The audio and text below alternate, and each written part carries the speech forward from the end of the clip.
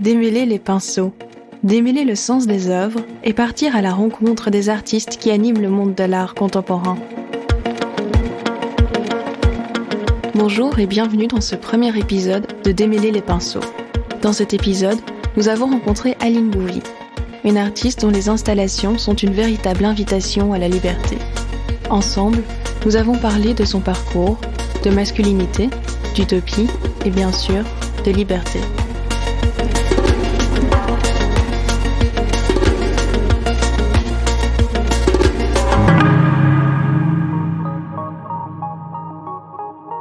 Bonjour Aline Bouvy. Bonjour. Et merci d'inaugurer la série Démêler les pinceaux avec nous. On va s'intéresser à vos installations les plus récentes, mais avant ça, je voudrais un peu m'attarder sur votre parcours. Quand est-ce que vous avez su ou quand est-ce que vous avez pressenti que l'art allait faire partie de votre vie? Est-ce que déjà enfant, vous étiez intéressé par ça? Comment est-ce que ça entrait dans votre vie? Alors, je sais pas trop moi-même en fait parce que mes parents ne sont pas du tout dans le milieu culturel. On n'avait pas beaucoup de livres à la maison ou je n'ai pas été visiter des musées dans mon enfance avec eux. Mais peut-être que les premières expériences esthétiques que j'ai vécues, c'était avec mes deux grands-mères. Donc, d'une part, mes deux grands-mères étaient femmes d'ouvrage ici à Bruxelles. Et donc, j'avais ma grand-mère espagnole du côté de ma mère. Ma mère est espagnole, Tita. Et donc, elle allait faire les ménages chez des gens très aisés à Tervuren. Et comme mes parents travaillaient, donc je passais beaucoup de temps avec elle. Et je l'accompagnais dans ces grandes demeures où, bien sûr, voilà, les intérieurs étaient tout à fait différents de ce que je connaissais. Et je me souviens notamment d'une maison où tout était blanc, chrome et en verre fumé. Et donc le tapis blanc, le canapé en cuir blanc, il y avait des bols avec des cigarettes pour tout le monde comme ça, énormément de livres et des œuvres d'art. Et donc l'architecture d'intérieur, enfin ces choses-là, laissaient en tout cas dans mes souvenirs une image très forte. D'ailleurs l'architecture est quelque chose qui m'intéresse énormément. Et alors, avec mon autre grand-mère, c'était un petit peu, oui, tout ce qui était bricolage. Donc, c'est-à-dire, elle me déguisait en petit rat de l'opéra avec 3 fois rien. Ou alors, on faisait, soi-disant, de la peinture sur soi, mais c'était de la gouache sur des vieux bouts de tissu de drap ou des choses pareilles. Donc, je pense qu'il y avait une petite stimulation, voilà, du côté de ces deux grand-mères. Et notamment, donc, mon premier amour, on va dire, de jeunesse, eh bien, c'était un garçon, un petit peu plus âgé que moi, il était en supérieur, et il faisait de la sculpture. Et moi, à cette époque-là, je pensais que la sculpture, c'était tailler du marbre. Donc, il me parle d'artistes, genre Bruce Nauman, etc., et je feins de connaître. Et donc, après, je vais vite à la librairie, voir qui sont ces artistes dont il parlait, que je ne connaissais pas du tout. Et là, c'est un monde qui s'ouvre. Voilà, être confronté avec un nouveau langage, se dire, mon Dieu, ça existe. Et de sentir que oui, je veux faire ça, je veux faire ça aussi. Donc la découverte vraiment de ce qu'est le langage contemporain, l'art contemporain. Certainement que cette histoire d'amour était aussi une forme d'entrée dans la connaissance de ce qu'était vraiment la chose artistique. Est-ce que c'est pendant vos études que vous vous êtes tourné plutôt vers l'installation, que vous avez choisi ce format-là? Alors, je n'ai pas vraiment beaucoup dessiné, peint, même avant. Et ce qui m'intéressait, c'était peut-être plus l'objet, l'association d'objets, comme on dirait des associations d'idées ou des associations de mots. Ma pratique est toujours passée à travers la 3D, l'installation, oui. Et pourquoi, je ne sais pas. Je pense qu'il y a quelque chose aussi de l'ordre, j'aimais bien en tout cas, imaginer les travaux, les installations comme des sortes de décors, des stages, avec des éléments. J'aimais bien les chambres, mais c'était pas des chambres en soi, mais je veux dire recréer des espaces en fait, recréer des espaces. Et donc tout ça passait par, oui, il pouvait parfois y avoir de la peinture, du dessin, mais je veux dire, ça passait plus par une idée globale d'un ensemble, on va dire, d'un ensemble, de quelque chose de plus immersif. Dans l'exposition Cruising By, vous présentez une installation monumentale qui s'intitule Potential for Shame, ou Potentiel pour la honte en français. Oui.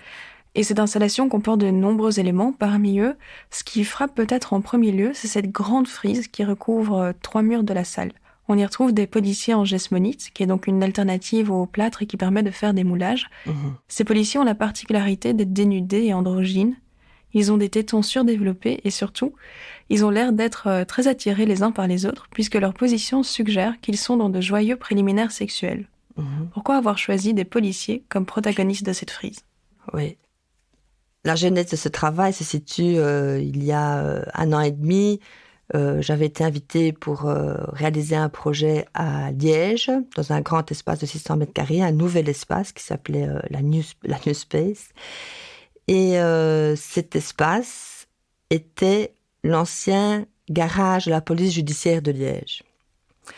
Et donc, dans les conditions sociétales actuelles, il me semblait que ce serait un petit peu louper le coche de ne pas faire quelque chose par rapport à l'histoire, en tout cas, de cet espace.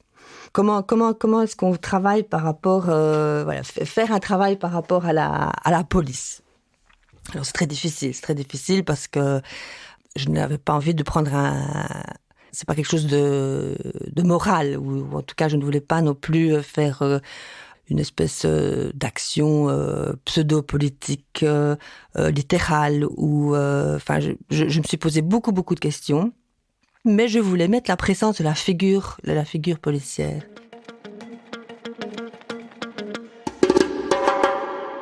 Un après-midi, donc j'étais venue en train, et puis pour visiter l'espace, je reprends mon vélo pour retourner à la gare de Liège, et je passe devant cette école, l'Athénée Léonie de Waha, qui est sur le chemin entre la New Space et la gare.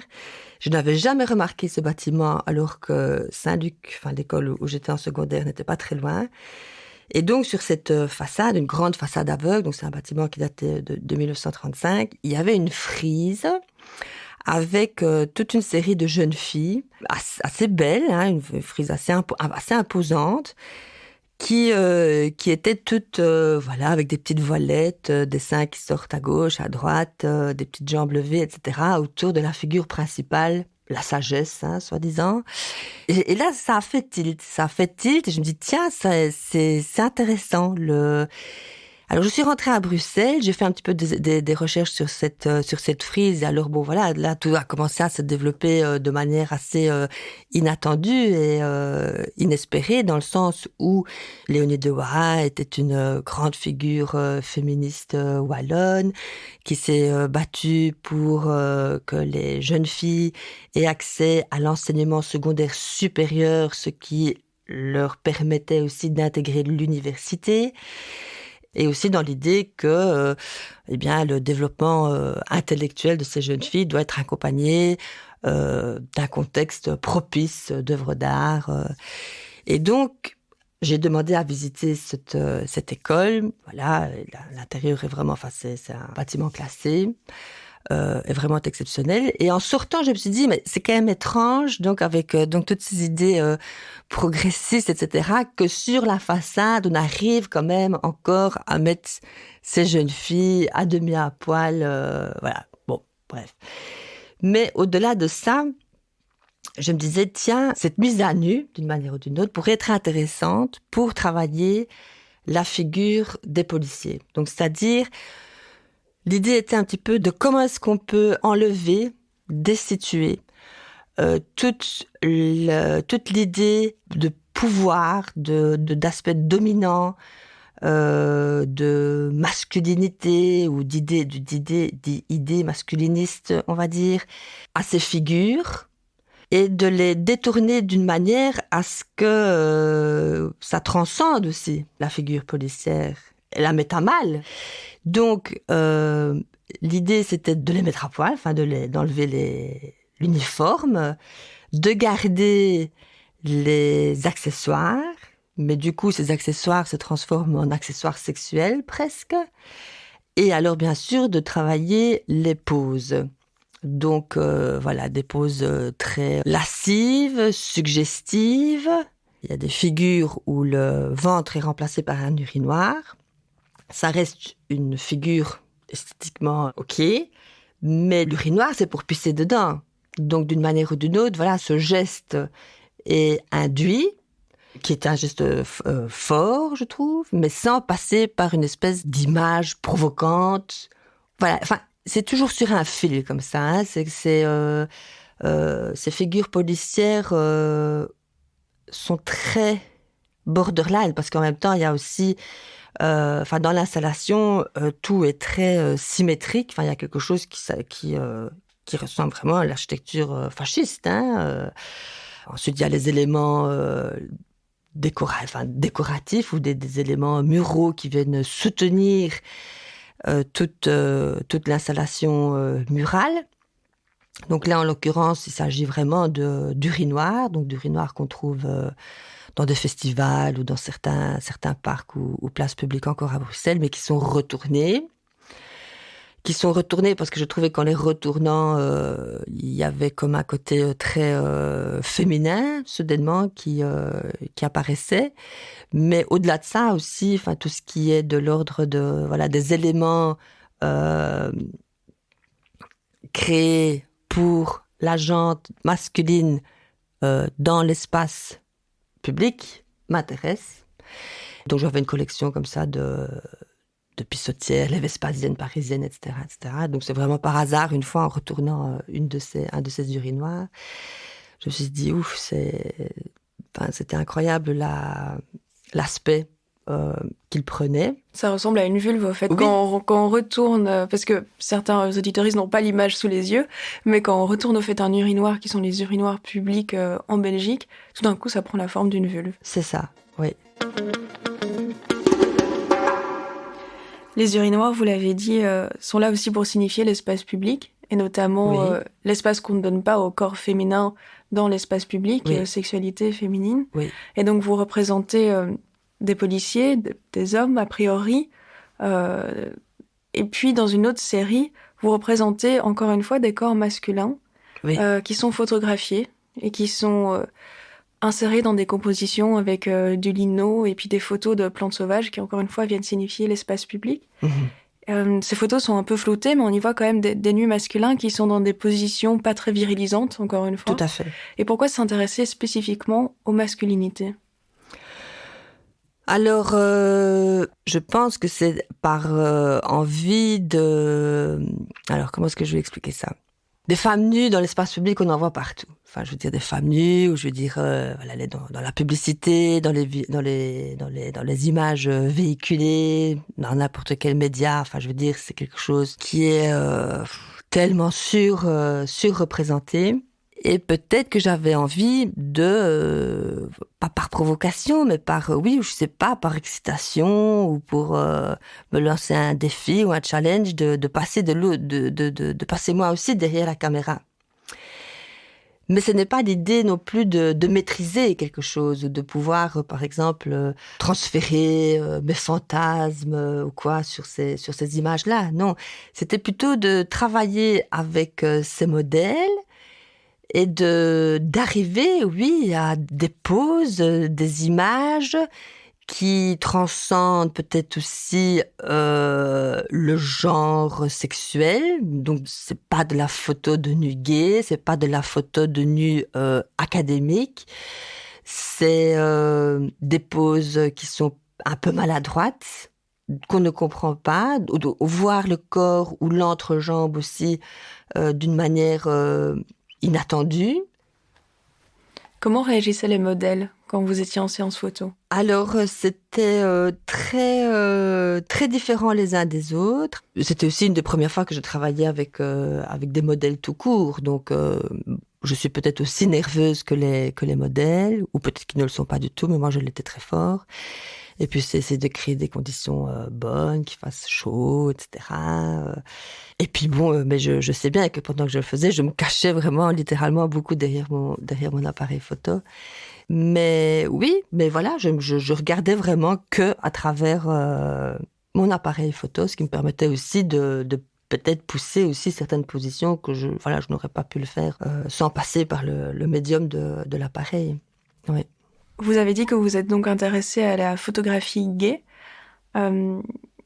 Parmi vos influences, vous citez notamment José Esteban Muñoz, Oui. qui est un chercheur cubain qui est décédé en 2013, qui a longtemps travaillé à l'université de New York sur l'identité queer. Mm-hmm. Et j'ai l'impression que tout ce qui se situe en dehors de la norme vous intéresse beaucoup. Je pense que l'art, en tout cas la manière dont je conçois mon travail, pour moi personnellement, est vraiment un outil à travers lequel je peux questionner tout ça. Mais je peux questionner tout ça avec ma position en tant qu'artiste, qui n'est pas celle du politicien, du scientifique. Enfin, je veux dire, ma science n'est pas exacte. Elle ne doit pas correspondre à aucune autre qu'à celle que je veux. Donc, ce qui n'est pas facile, parce que c'est une liberté qu'il faut savoir se prendre. Et savoir prendre cette liberté-là demande beaucoup d'efforts. Mais en même temps, il faut que ça se passe de manière sans effort aussi. Donc, ce qui me motive, ce qui me pousse dans ma pratique, c'est de pouvoir questionner tout ça, mais de manière personnelle, et de pouvoir le pousser à des endroits ou vers des endroits où je ne vois pas quelle autre manière me permettrait d'y arriver. Je suis loin d'avoir une pratique militante, par exemple. Enfin, je veux dire, ça reste ce sont des approches très personnelles. Je ne parle au nom de personne et je suis vraiment mes intérêts, mes questionnements, ma curiosité. Mais bien entendu, je m'octroie la liberté aussi de détourner tout ça. Et par plaisir, bien sûr, pouvoir déstabiliser certaines choses ou normes ou idées, fait partie aussi d'un plaisir personnel. Vous dites que vous ne faites pas de l'art militant. Est-ce qu'il n'y a pas aussi un peu là-dedans une peur qu'on vous le reproche ? C'est-à-dire que vous êtes féministe, vous ne le cachez pas. Non. Est-ce qu'il n'y a pas une peur que vous soyez réduite à ça dans votre travail ? Non, j'en ai pas. Non, de toute façon, écoutez, je pense que ça c'est un vieil adage, mais tout art est politique et j'y crois fermement. Enfin, je pense aussi que toute décision personnelle est politique et que la vraie politique, c'est peut-être celle qu'on fait chacun de nous quotidiennement dans nos choix personnels. À tout niveau, au niveau professionnel, au niveau sexuel, au niveau social. Donc, bien souvent, je trouve aussi que les pratiques artistiques qui se disent militantes elles-mêmes sont souvent très illustratives de l'idée de ce que peut représenter le militantisme. Et puis, Et puis, pour moi, le militantisme, c'est aussi être sur le terrain, c'est agir. Et bien sûr, un livre peut être militant, des idées peuvent être militantes.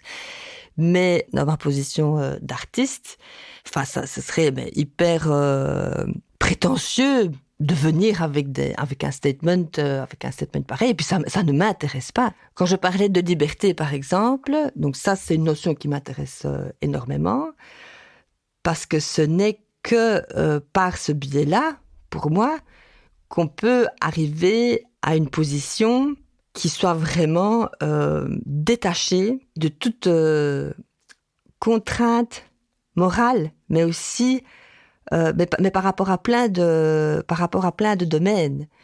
Et le combat, pour moi personnellement, le vrai combat, il se situe là. C'est de ne pas avoir peur de faire les choses telles que j'entends les faire. En l'occurrence, peut-être dans ma vie, mais certainement dans l'art. Parce que je n'ai rien à perdre. Et ça, je pense que ça demande un grand effort. Enfin, mais pas que j'ai réussi cet effort, certainement pas. Mais je veux dire, le drive, il est là. Mais au final, il y a pas de. Je ne suis pas là pour dire ceci est bien, ceci est mal.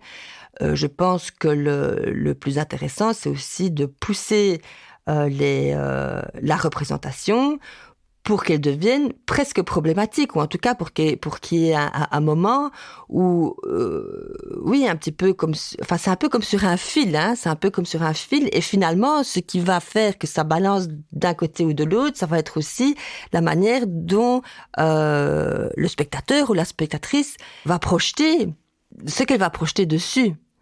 Peut-être que ça peut faire ressortir des tendances intimes, hein, chez des personnes.